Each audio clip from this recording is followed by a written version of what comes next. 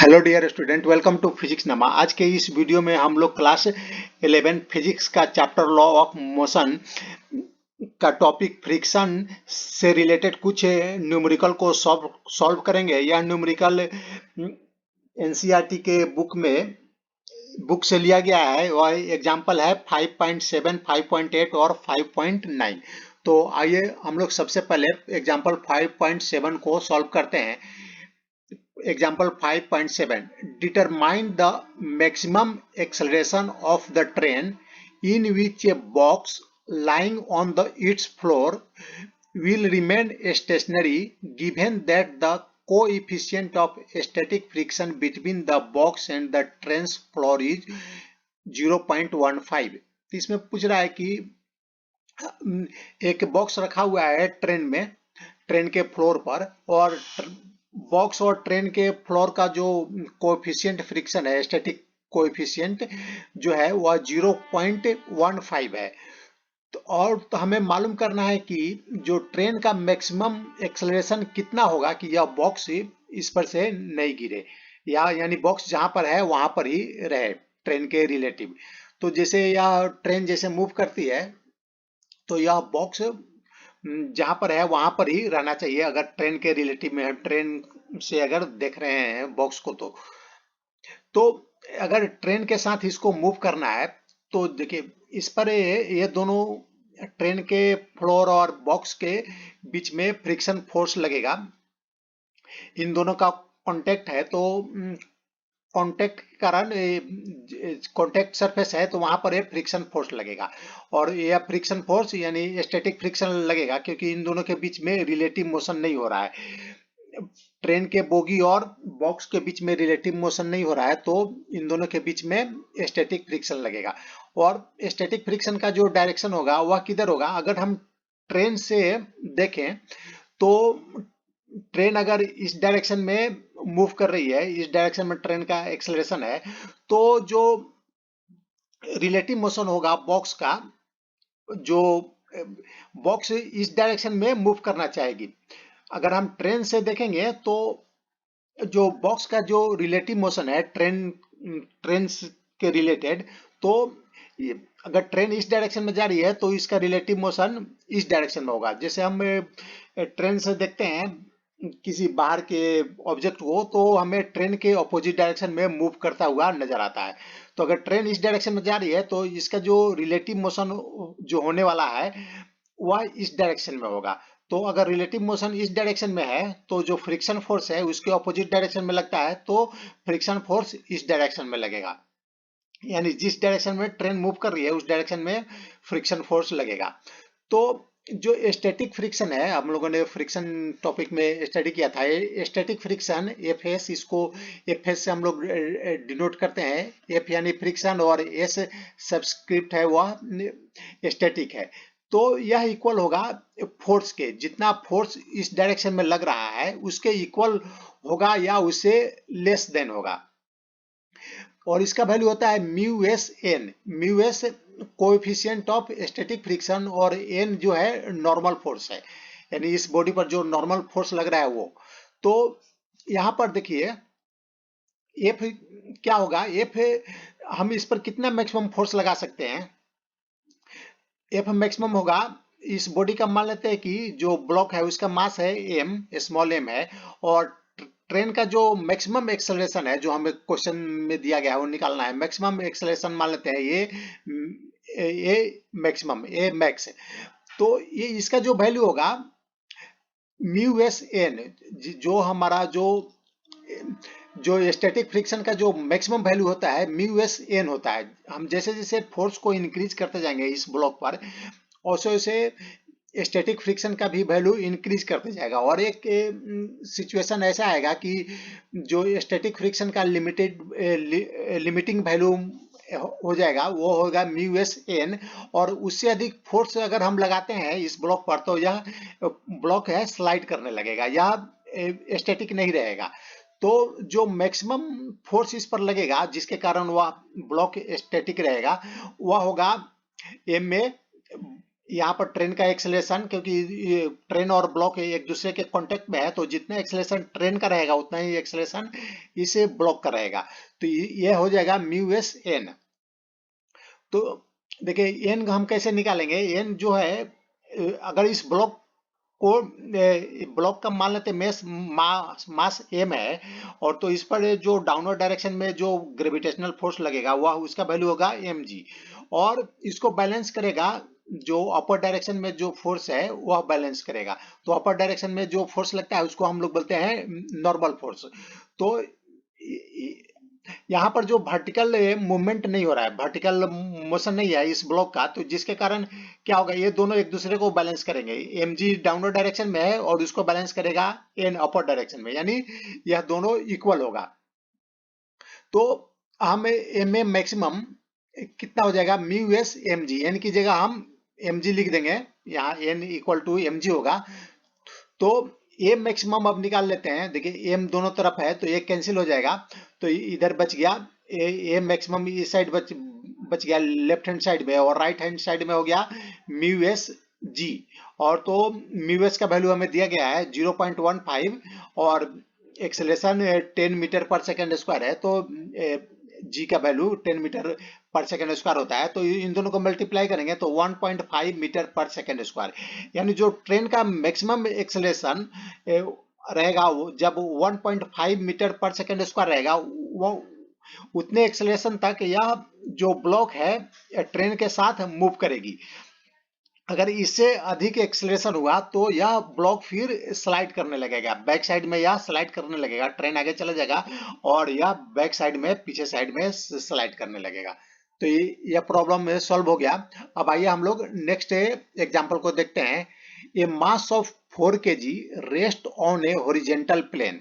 एक मास है जिसका 4 kg है, ब्लॉक है जिसका मास 4 kg है, यह एक प्लेन पर रखा हुआ है। The plane is gradually inclined until an angle theta equal to 15 degree with the horizontal. और इस प्लेन को क्या करते हैं कि धीरे धीरे ऊपर उठाते हैं, और कितना ऊपर उठाते हैं, जब एंगल थीटा 15 डिग्री हो जाता है। तो जब 15 डिग्री जब एंगल हो जाता है तो मास जस्ट बिगिन टू स्लाइड, उसी समय मास स्लाइड करने लगता है, डाउनवर्ड डायरेक्शन में स्लाइड करने लगता है। तो what is the coefficient of static friction between the block and the surface. तो हमें ब्लॉक और सरफेस के बीच में जो स्टैटिक फ्रिक्शन है का कोएफिशिएंट है उसे हमें मालूम करना है। तो देखिए जैसे जैसे हम प्लेन को हम थीटा डिग्री पर प्लेन को थीटा डिग्री एंगल पर हम लोगों ने ऊपर उठाया, तो क्या होता है, ऊपर उठाने के बाद ये देखिए ब्लॉक जैसे ही थीटा एंगल यानी 15 डिग्री एंगल पर ये जो एंगल है 15 डिग्री एंगल पर जैसे ही ये जाता है, ब्लॉक यहाँ पर जो था वह स्लाइड करने लगता है। इससे कम एंगल पर यह स्लाइड नहीं करता है, जैसे ही 15 डिग्री पर पहुंचता है यह स्लाइड करने लगता है डाउनवर्ड डायरेक्शन में। तो अब देखिए इस पर जो यहाँ पर मान लीजिए जस्ट स्लाइड करने के पहले हम इसका फ्री बॉडी डायग्राम बनाते हैं। तो इस पर जब यहाँ पर जस्ट स्लाइड करने के पहले इस पर कौन कौन से फोर्स लग रहे थे उसको हम लोग देखते हैं। तो देखिए जो डाउनवर्ड डायरेक्शन में, वर्टिकली डाउनवर्ड डायरेक्शन में इसके वेट के कारण, वेट के इक्वल फोर्स लग रहा है mg, जो ग्रेविटेशनल फोर्स के इक्वल है mg। और इन दोनों के बीच ये एंगल थीटा है, तो ये वाला एंगल भी थीटा हो जाएगा, क्योंकि ये यहाँ पर अगर बनाएंगे तो ये 90 डिग्री, यहाँ पर जो इसको अगर नीचे लाते हैं तो ये एंगल होगा 90 डिग्री। 90 डिग्री ये एंगल थीटा है तो ये हो जाएगा 90 माइनस थीटा।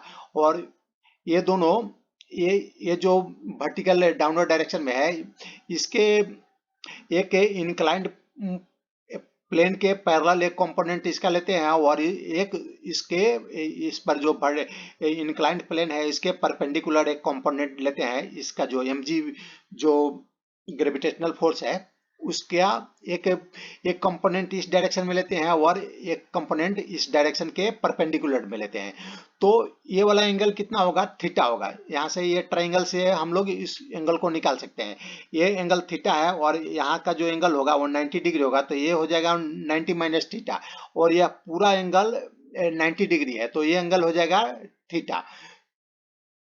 तो जो इसका mg का जो कंपोनेंट है, ये वाला जो कंपोनेंट है, ये कितना हो जाएगा, ये एंगल थीटा है तो ये हो जाएगा mg cos थीटा हो जाएगा। और और ये वाला जो कंपोनेंट है जो इंक्लाइंड प्लेन के पैरेलल है वो हो जाएगा mg sin थीटा। और इस पर जो इस पर जो नॉर्मल फोर्स लगेगा, ये जो कांटेक्ट सरफेस है इसके परपेंडिकुलर लगेगा, तो ये इस डायरेक्शन में नॉर्मल फोर्स लग जाएगा। और इस डायरेक्शन में जब जस्ट स्लाइड करने के पहले इस पर फ्रिक्शन फोर्स लगेगा। जैसे जैसे हम एंगल को ये इस एंगल को जैसे जैसे इंक्रीज करते हैं वैसे वैसे डाउनवर्ड डायरेक्शन में फोर्स भी इंक्रीज करते जाता है। देखिए इस यहाँ पर जो इस डायरेक्शन में mg sin थीटा फोर्स लग रहा है, तो जैसे जैसे साइन सॉरी थीटा का वैल्यू इंक्रीज होगा, ये साइन थीटा का वैल्यू भी इंक्रीज होगा। तो जैसे जैसे ये प्लेन प्लेन ऊपर हम उठाएंगे वैसे वैसे mg sin थीटा का वैल्यू इंक्रीज करेगा और फिर वो स्टैटिक फ्रिक्शन का वैल्यू भी इंक्रीज करने लगेगा। लेकिन एक एंगल आने के बाद ये स्टैटिक फ्रिक्शन और mg sin थीटा ये दोनों का वैल्यू इक्वल हो जाएगा। तो उससे जैसे ही हम जस्ट थोड़ा सा भी अधिक हम प्लेन को उठाते हैं तो यह क्या होगा, ब्लॉक स्लाइड करने लगेगा। तो आइए अब देखते हैं कौन कौन फोर्सेस किसको बैलेंस कर रहा है। तो यहाँ पे देखिए mg cos थीटा, ये वाला जो है mg cos थीटा फोर्स है, इसको बैलेंस कर रहा है ये नॉर्मल फोर्स। अभी हम जस्ट स्लाइड करने के पहले का हम सिचुएशन ले रहे हैं, तो इसको बैलेंस कर रहा है mg cos थीटा को नॉर्मल फोर्स n बैलेंस कर रहा है। और mg sin थीटा को कौन सा फोर्स बैलेंस कर रहा है, mg sin थीटा इस डायरेक्शन में है तो इसको इसके ऑपोजिट डायरेक्शन में स्टैटिक फ्रिक्शन फोर्स बैलेंस कर रहा है। तो mg sin theta equal to fs हो जाएगा। अब क्या करते हैं, इन दोनों को हम डिवाइड कर देते हैं। तो इन दोनों को डिवाइड करेंगे तो mg sin theta divided by mg cos theta equal to हो जाएगा fs डिवाइडेड बाई n।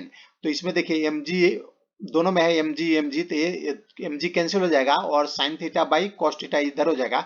तो और fs का जो वैल्यू है, हम लोगों ने फ्रिक्शन टॉपिक में स्टडी किया था, fs का वैल्यू होता है mu S N. Mu S हो गया कोएफिशिएंट ऑफ स्टैटिक फ्रिक्शन और एन हो गया नॉर्मल फोर्स। तो एफ एस की जगह हम लोग म्यू एस एन लिख देंगे, यहाँ पर म्यू एस एन लिख देंगे तो एन एन कैंसिल हो जाएगा और सिर्फ यहाँ पर क्या बच जाएगा, म्यू एस बच जाएगा। और यहाँ पर हो जाएगा ये दोनों भी कैंसिल हो जाएगा, एमजी कैंसिल होकर ये sine theta divided by cos theta ये हो जाएगा tan theta equal to mu S हो जाएगा। तो यहाँ पर क्वेश्चन में हमें थीटा का वैल्यू दिया गया है, tan theta equal to 15 degree है, तो ये इक्वल हो जाएगा म्यू एस। तो हम अब म्यू एस का हम वैल्यू निकाल लेते हैं, म्यू एस हो जाएगा 0.27। तो हम देख रहे हैं इसमें क्या देखते हैं कि जो म्यू एस है यानी कोएफिशिएंट ऑफ स्टैटिक फ्रिक्शन, वह ब्लॉक के मास पर डिपेंड नहीं कर रहा है, वह किस पर डिपेंड कर रहा है, इस एंगल पर डिपेंड कर रहा है। यानी जो कोएफिशिएंट ऑफ स्टैटिक फ्रिक्शन है वह ब्लॉक के मास पर डिपेंड नहीं करता है। अगर हम इसे हेवी भी ये मास को यहाँ पर रखते हैं, अगर सेम मटेरियल का अगर ब्लॉक है और इससे बड़ा है ब्लॉक, तो इसको हम यहाँ रखते हैं तो अभी 15 डिग्री एंगल से जैसे ही क्रॉस करेगा उसी समय ये भी स्लाइड करने लगेगा। ऐसा नहीं कि हम यहाँ पर बहुत बड़ा मास रख दें ये 15 डिग्री पर तो वो स्लाइड नहीं करेगा, उसके लिए हमें और एंगल अधिक करना पड़ेगा, ऐसा नहीं है। सेम मटेरियल का अगर मास है तो वह सेम एंगल पर वह स्लाइड करने लगेगा। अब हम आते हैं example 5.9। What is the acceleration of the block and trolley system shown in if the coefficient of kinetic friction between the trolley and the surface is 0.04? What is the tension in the string? आइए हम इसको समझते हैं। इसमें एक trolley है और इस पर एक मास रखा हुआ है और यह दोनों एक रोप से कनेक्टेड है और जो जो एक रोप से कनेक्टेड है और दूसरे सिरे पर एक दूसरा ब्लॉक रखा हुआ है जिसका मास 3 kg है। तो जैसे ही इसको हम छोड़ देंगे तो यह क्या है, यह जो ब्लॉक है यह नीचे की तरफ आने लगेगा और यह ट्रॉली मास के साथ लेफ्ट डायरेक्शन में आने लगेगा। तो क्वेश्चन में दिया गया है कि ट्रॉली और जो यह सरफेस है जिसके ऊपर ट्रॉली मूव कर रहा है यानी टेबल, इन दोनों के बीच का जो कोफिशिएंट फ्रिक्शन है वह है kinetic friction, coefficient of kinetic friction. यह जो मूव कर रहा है तो उस समय का जो कोफिशिएंट होगा फ्रिक्शन का, उसको हम लोग काइनेटिक फ्रिक्शन बोलेंगे। तो यह है 0.04 और हमें जी का वैल्यू 10 मीटर पर सेकंड स्क्वायर लेना है। तो हमें what is the tension in the string, हमें जो स्ट्रिंग का जो टेंशन है उसको निकालना है। तो आइए अब हम लोग सॉल्व करते हैं। इसका मास दिया गया है, ये इसका जो मास है 20 केजी है और म्यू के कोफिशिएंट ऑफ काइनेटिक फ्रिक्शन 0.04 है, इन दोनों सरफेस के बीच का है। तो अब देखिए यह जो ब्लॉक जब नीचे आ रहा था तो इस पर टेंशन, इस पार्ट में टेंशन अपर डायरेक्शन में था, जो रोप का टेंशन था, और इस पार्ट में जो टेंशन है इस डायरेक्शन में है, लेफ्ट डायरेक्शन में। इस टेंशन के कारण ये ट्रॉली इस डायरेक्शन में मूव कर रहा था। तो देखिए यह जो 3 केजी मास है इस पर कितना नीचे फोर्स लग रहा है, इसके अब जो फोर्स कितना लगेगा mg के इक्वल लगेगा। तो mg 3m है और g 10 है, तो 30 न्यूटन का फोर्स नीचे लगेगा। तो और मान लेते हैं कि इसका जो एक्सेलरेशन है और एफएस है वो इन दोनों के बीच का जो फ्रिक्शन है वो एफएस है। तो अभी देखिए मान लेते हैं कि जो एक्सेलरेशन है जो यह ब्लॉक मूव कर रहा है इसके, इसका भी ट्रॉली का भी जो एक्सेलरेशन होगा यह भी इस ब्लॉक के एक्सेलरेशन के इक्वल होगा, क्योंकि दोनों सेम रोप से बंधे हुए हैं और यहाँ पर यह जो पुली है वह फ्रिक्शनलेस है। तो यहाँ से जो जितना डिस्टेंस ये इतना कवर करेगा सेम डिस्टेंस से यह डाउनवर्ड डायरेक्शन में करेगा, तो इन दोनों का जो एक्सेलरेशन है सेम होगा। तो applying second law of motion of the 3 KG mass, अब हम 3 केजी वाले जो मास है इस ब्लॉक पर हम न्यूटन्स के सेकेंड लॉ को अप्लाई करते हैं। तो न्यूटन्स का सेकेंड लॉ क्या होता है, जो नेट फोर्स इक्वल होता है जो एक्सलेशन, जो इस पर जो नेट फोर्स होगा वह इक्वल होगा मास और एक्सलेशन के। न्यूटन्स के सेकेंड लॉ में हम लोगों ने क्या पढ़ा था, जो नेट फोर्स किसी बॉडी पर जो नेट फोर्स होता है वह इक्वल होता है मास और एक्सेलरेशन के इक्वल होता है। तो इसका हम लोग नेट फोर्स निकालते हैं, इस ब्लॉक को हम कंसीडर करेंगे। तो इसका नेट फोर्स देखिए 30 न्यूटन डाउनवर्ड डायरेक्शन में है और टी जो है टेंशन, रोप का टेंशन है अपर डायरेक्शन में है। तो हम डाउनवर्ड डायरेक्शन को पॉजिटिव मान लेते हैं और इसको अपर डायरेक्शन को नेगेटिव मान लेते हैं। हम किसी भी डायरेक्शन को पॉजिटिव या नेगेटिव मान सकते हैं, एक को पॉजिटिव मानेंगे तो उसके अपोजिट को नेगेटिव। तो यहाँ पर हम डाउनवर्ड डायरेक्शन को पॉजिटिव मानते हैं, तो यह 30 न्यूटन डाउनवर्ड डायरेक्शन हो गया। तो ये इस पर जो फोर्स लग रहा है 30 न्यूटन डाउनवर्ड में लग रहा है। तो नेट फोर्स निकालने के लिए जो अपर डायरेक्शन में फोर्स है उसको माइनस करेंगे तो माइनस टी हो गया, इक्वल टू इसका जो मास है 3 है और जो एक्सेलरेशन है हम लोगों ने मान लिया है कि एक्सेलरेशन ए है, तो 30 माइनस टी इक्वल 3 हो जाएगा। अब हम apply the second law of motion on the trolley, अब हम ट्रॉली पर सेकेंड लॉ ऑफ मोशन को अप्लाई करते हैं।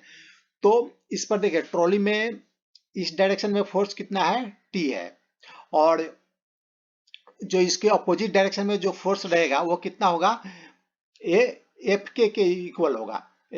एफ के यानी friction force, kinetic friction force.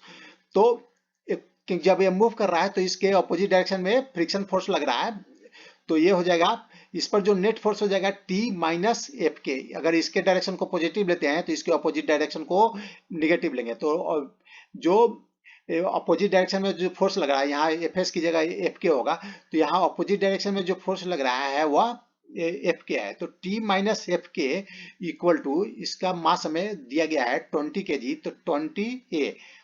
अब इसको हम लोग सॉल्व करते हैं। यह जो नॉर्मल फोर्स है इसका जो नॉर्मल फोर्स होगा अपर डायरेक्शन में लगेगा, तो एफ क्या होगा, म्यू के एन होगा। एफ के क्या जो होता है हम लोग फ्रिक्शन चैप्टर में पढ़े, एफ के का इक्वल कितना होता है, एफ के इक्वल होता है जो काइनेटिक फ्रिक्शन होता है वो इक्वल होता है म्यू के एन। म्यू के हो गया कोएफिशिएंट ऑफ काइनेटिक फ्रिक्शन और एन हो गया नॉर्मल फोर्स। तो यूके का वैल्यू हमें दिया गया है 0.04 और हमें एन का वैल्यू हम निकाल लेंगे। एन क्या होता है, जो अपर डायरेक्शन में फोर्स लगता है उसके इक्वल होता है, और ये इक्वल होता है डाउनवर्ड डायरेक्शन में जितना फोर्स लगता है उसके इक्वल होता है, क्योंकि ये वर्टिकल डायरेक्शन में यह जो ट्रॉली है इसका मोशन नहीं है, तो इसके डाउनवर्ड डायरेक्शन में कितना फोर्स लग रहा है एम जी, और एम कितना है 20 और जी हमें 10 लेना है, तो 20 मल्टीप्लाई 10 ये हो जाएगा एन का वैल्यू। तो इसको हम लोग सॉल्व करेंगे तो एफ के हो जाएगा 8 न्यूटन। तो अब हमें टी निकालना है, सॉरी, तो इस इक्वेशन में से टी माइनस एफ के की जगह 8 हो गया, 8 इक्वल टू 20 हो जाएगा। तो 30 माइनस एट इक्वल टू हो जाएगा 3a plus 20a equal to 23a। तो ये हम निकाल लेंगे, ये निकाल लेंगे 23/22 आ रहा है, ये इक्वल टू हो जाएगा 0.96 मीटर पर सेकेंड स्क्वायर। तो ये हम लोगों ने ये भी निकाल लिया, ये एक्सेलेरेशन निकाल लिया। इस ये जो इसका जो एक्सेलेरेशन है वो उसका वैल्यू मालूम चल गया 0.96 मीटर पर सेकेंड स्क्वायर। अब हमें टेंशन निकालना है, तो टेंशन हम किसी एक इक्वेशन में जो एक्सेलेरेशन हम लोगों ने निकाला उसका वैल्यू पुटअप कर देंगे तो हमें टेंशन मालूम चल जाएगा। तो टेंशन का वैल्यू आ जाएगा 27.1 न्यूटन। हम इस इक्वेशन में भी रख देंगे अगर ए का वैल्यू, तो टेंशन का टी का वैल्यू आ जाएगा 27.1 न्यूटन। तो ये आज का वीडियो समाप्त हुआ। Thanks for watching.